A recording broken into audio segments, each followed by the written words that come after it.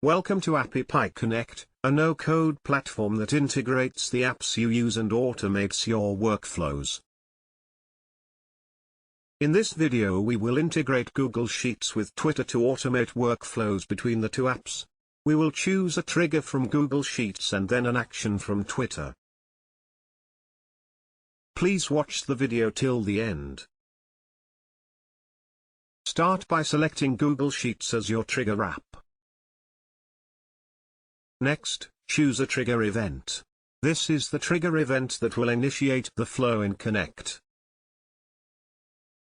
Select the one that will fit your needs.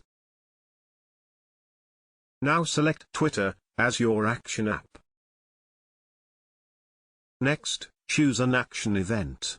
This is the event that will initiate the flow in Connect.